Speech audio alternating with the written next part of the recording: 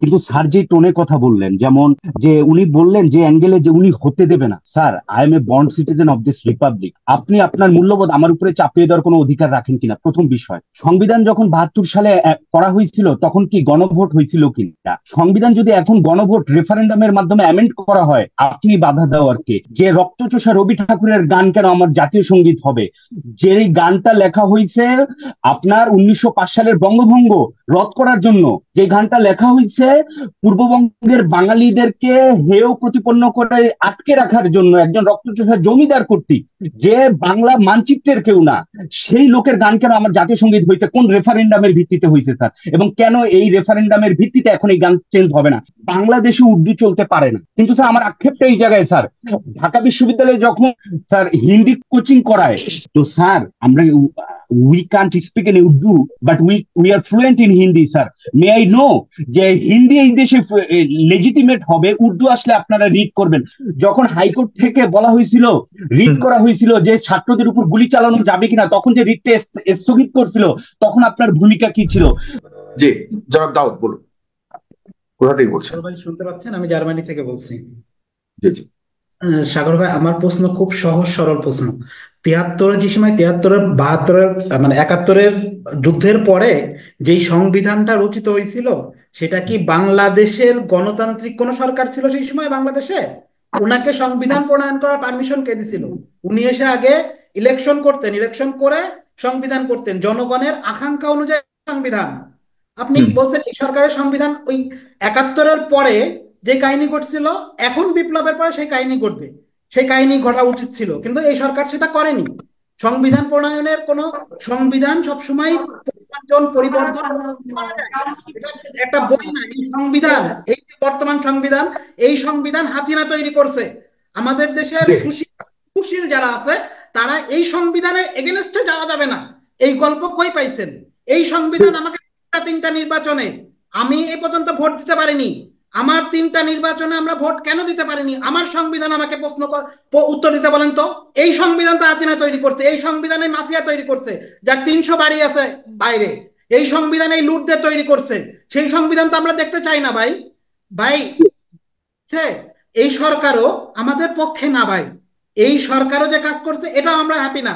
এই সরকারও ভারতের পাঁচ বেড়াচ্ছে, এই ভারতের পাঁচাটা। আপনি বলতে পারেন সংবিধান বিশেষজ্ঞ, সংবিধান কেউ বিশেষজ্ঞ হয় না। সংবিধান জনগণের আকাঙ্ক্ষা, সার্বভৌমত্ব রক্ষার জন্য এক একটা পাঠ করে সংবিধান হয়। আপনারা আমাদেরকে পাগল বুঝাতে বুঝাতে কোন পর্যায়ে নিয়ে যাচ্ছেন একটু বিবেচনা করবেন। আমাদের সম্মানীয় যারা অতিথি আছে তাদেরকে বলবো একটু বিবেচনা করবেন। Thank you. ধন্যবাদ মোস্তাফিজুর রহমান, আরেকটু ছোট করে সংক্ষিপ্ত করে প্রশ্নগুলি করবেন। জি। জি, আসসালামু আলাইকুম। জি, আমি এই যে আমাদের জিআই খান পান্না, তার কাছে, আমার এই স্যারের কাছে একটা প্রশ্ন। তিনি যে সংবিধানটা নিয়ে কথা বললেন, আসলে এই সংবিধানটা যে, আমরা তো জানি যে যখন বাংলাদেশ স্বাধীন হয় 72-এ কিন্তু এই সংবিধানটা হয় নাই, 73-এ কিন্তু লেখা হয়েছে এই সংবিধানটা।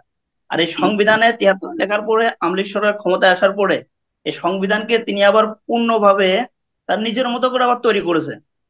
হুম। কিন্তু তারপরে দেখেন আপনি, আবার দেখেন 2009-তে যখন ক্ষমতায় আসছে হাসিনা, তখন কি করছে তিনি, যে তত্ত্বাবধায়ক সরকার ছিল সেটা কিন্তু হুম। উঠাই দিছে অলরেডি।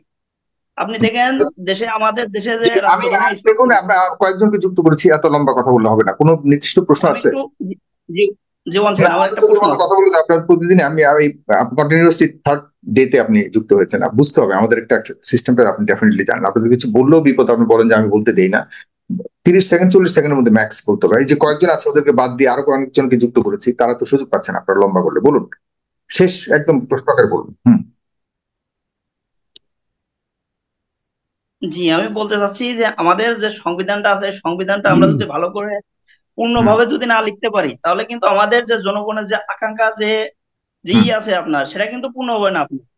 আমি এতটুকু আচ্ছা, বলতে তার মানে চাই। আপনি পুনর্লেখনের পক্ষে কথা বলছেন, যে আসলে পুনর্লেখন, কিন্তু ওনার প্রশ্ন হলো যারা জেরাই জেরাই খান্না খান পান্না বলতে চাচ্ছেন যে এই যে সরকার বর্তমানে আছে, সেই সরকারকে ম্যান্ডেট কে দিয়েছে? তারা তো সংবিধান কোনো না কোনো ভাবে সংবিধানের টাচ করবার বা সংবিধানকে স্পর্শ করবার ম্যান্ডেট তাদের নাই।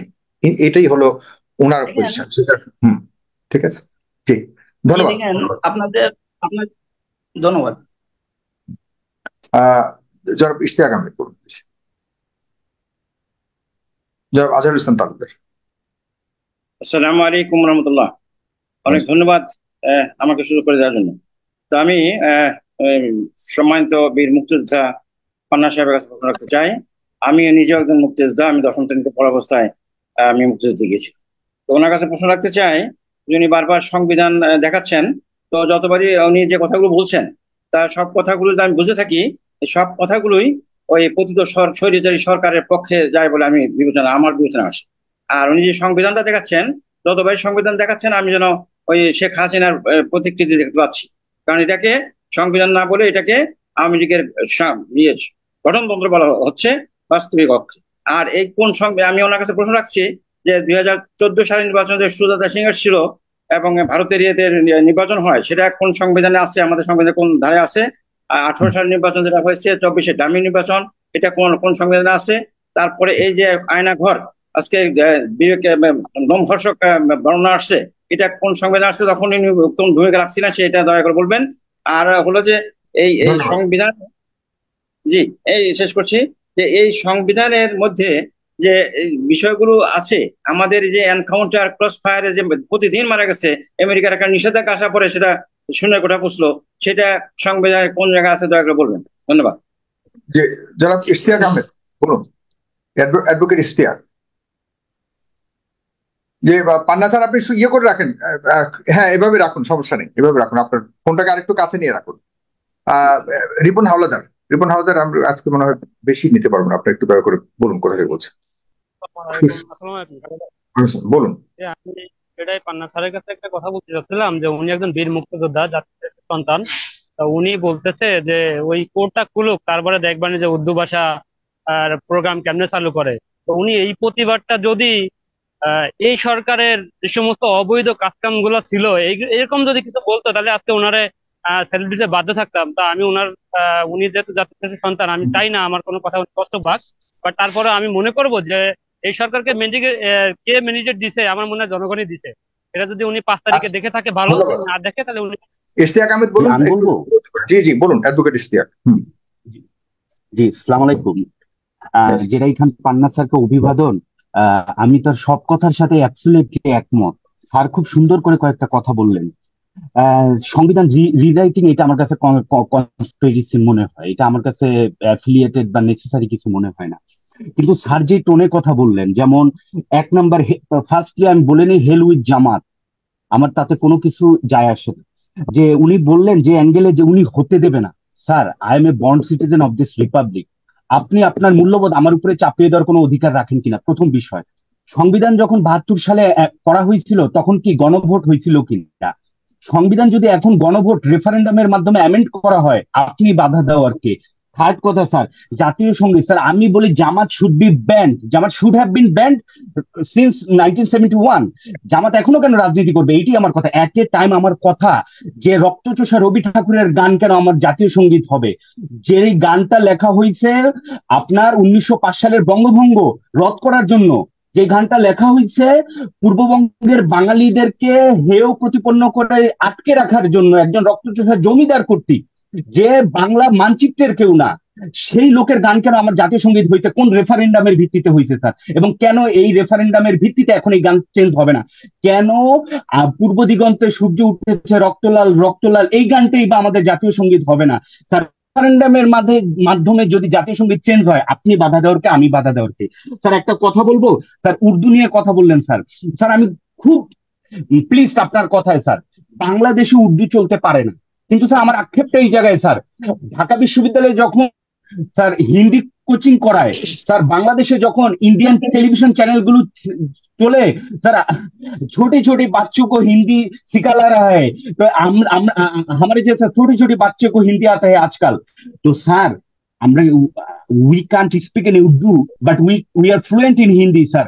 May I know যে হিন্দি এই দেশে লেজিটিমেট হবে, উর্দু আসলে আপনারা রিড করবেন? স্যার বিনয়ের সাথে একটা প্রশ্ন করি, যখন হাইকোর্ট থেকে বলা হয়েছিল, রিড করা হয়েছিল যে ছাত্রদের উপর গুলি চালানো যাবে কিনা, তখন যে রিটটা স্থগিত করছিল, তখন আপনার ভূমিকা কি ছিল? যখন আমি 32 বছর আমার ভোটাধিকার কায়দা নিয়েছিল, ছিল স্যার। স্যার আপনার গন্ধে স্যার স্বৈরাচারের গন্ধ পাচ্ছি, দুঃখিত স্যার। ঠিক আছে, না ঠিক আছে, ধন্যবাদ আপনাকে। না, আগের সরকারের বিভিন্ন পদক্ষেপে বা ভূমিকাতে স্যারের ভূমিকা কি ছিল সেটা জানতে পারছেন। যে আর দুজন পরে আমি আসছি, জনাব নুরুল আমিন বলুন একটু খুব দ্রুত গতিতে প্লিজ। আসসালামু আলাইকুম। শুনতে পাচ্ছেন এখন ভাই? জি শুনতে পাচ্ছি। আমার প্রশ্ন হলো যে এখনো দেশে যে পরিমাণ বিশৃঙ্খলা বিরাজমান, এই অবস্থায় সংবিধান সংশোধন নিয়ে কি আমাদের টানাটানি করা খুবই প্রয়োজন? ওকে, ফাইন প্রশ্ন, ঠিক আছে। জনাব টিপু বলুন। শুনতে পাচ্ছেন? শুনতে পাচ্ছি, বলুন। আম, এই যে আপনার কয়েকদিন পরে পরে একটা জিনিস উঠে আসে যে এই সরকার গণতান্ত্রিক না, এরা এদের গণতন্ত্র দেখা লাগে, এরা তো আসছে আপনার বিপ্লবী সরকার মানুষের ম্যান্ডেট নিয়ে। তো বারবার যদি আপনারা এসে বলেন ওই যে আপনার সো কল্ড সিনিয়র সিটিজেন আর সুশীল সমাজ, আমরা কিন্তু মানে অন্ধ না, ওর মানে ডেফ না। With all due respect senior citizen, please আপনারা একটা জিনিস বুঝতে চেষ্টা করেন যে আমরা যে ইয়াঙ্গার জেনারেশন, আমরা অনেক জিনিস দেখে আসছি লাস্ট 18-20 ইয়ার্স। আপনারা ওই রকম কিছুই দেখে আসেন নাই। ইয়েস, আপনি প্রবাবলি যুদ্ধ করে আসছেন 1971-এ, বাট আপনাদের ভূমিকা এখন at this point of time obsolete. So আপনি যদি বারে আসেন আর বলেন এই সংবিধান একেবারে পরিপন্থী না, আম সরি, এই যে 17 জন উপদেষ্টা আছে তারা যদি সংবিধানের পরিপন্থী হতো তাহলে আপনার 17 দিনও তো আপনি টিকতে পারতো না। So with all due respect please move on. আর যদি আপনার কোন রকম আপনার কনস্ট্রাকটিভ ক্রিটিসিজম দিতে পারেন তাহলে দেন, আর যদি কোনো কিছু সাহায্য করতে পারেন ধন্যবাদ। না, সবাই যার যার অধিকার আছে। জি ধন্যবাদ। জনাব ডীর আলম শেষ প্রশ্নকর্তা, আজকের শেষ প্রশ্নকর্তা, বলুন। সালাম আলাইকুম সাগর ভাই। জি আসলে এখানে আপনার উনি যে জামাত ইসলামের ব্যাপারে অনেক কথা বলছেন, এখানে জামাত ইসলামের কোনো প্রতিনিধি নাই, যার কারণে আমরা এই কথাগুলো বলতে হচ্ছে। আমি বিগত 25 বছর আজকে দুবাইতে আছি। আমি একসময় 1994, 1995 আমি 1995 থেকে বললে হবে না, ডাইরেক্ট প্রশ্ন চলে যাবে। আমি ওনাকে প্রশ্ন করতে চাই, প্রশ্নের ব্যাপারে বলতেছি। আমি 1994, 1995 আপনার ঢাকাতে ছিলাম। ওই সময় আমি ছাত্র শিবির করতাম। ওই সময় আমরা আওয়ামী লীগের নেতা মাহবুব আল, আপনার আওয়ামী লীগের নেতা হানিফ সাহেব, আমরা ওনার বাড়িতে খানা খাইছি। জামাত ইসলাম যে বমি করছে, হে বমি আওয়ামী লীগ তার গায়ে লাগাইছে, তার মাথা লাগাইছে, খাইছে। আওয়ামী লীগের জামাত ইসলামকে যে আমরা সুগরদেরকে, সুগর গুলারকে জামাত ইসলাম এর কারণে আওয়ামী লীগ ক্ষমতা আসছে। উনি ওই সময় কোথায় ছিলেন? আজকে তো উনি যে জামাত ইসলামের ব্যাপারে কথা বলতেছেন, উনি বলতেছেন যে বাংলাদেশকে পাকিস্তান হতে দেবেন না। 15টা বছর যে বাংলাদেশটাকে শাসন করতেছে, যে ভারতীয় RSS, মোদী RSS বাহিনীতে শাসন করতেছে। উনি কি এগুলো দেখেন নাই? উনি তো জামাত ইসলামের ব্যাপারে কথা বলতেছেন। আমরা জামাত ইসলামের সংশোধন চাই। জামাত ইসলাম ঠিক আছে, আমি এখন জামাত ইসলাম করি না, সংশোধন চাই। সংশোধনের ব্যাপারে আমরা কথা বলবো, তাদের নারী নেতৃত্ব নিয়ে, সংবিধান নিয়ে আমরা কথা বলবো, ঠিক আছে, তাদের সংশোধন চাই। কিন্তু উনি যেভাবে ঢালাও ভাবে তাদেরকে ধন্যবাদ, বুঝতে পেরেছি। কথা বলি, উনি ওনার দিকে মুরব্বী মরে মারা যাবেন। ওনাকে আল্লাহকে ভয় করা উচিত, ওনার এভাবে কথা বলা উচিত না। ঠিক আছে, ধন্যবাদ।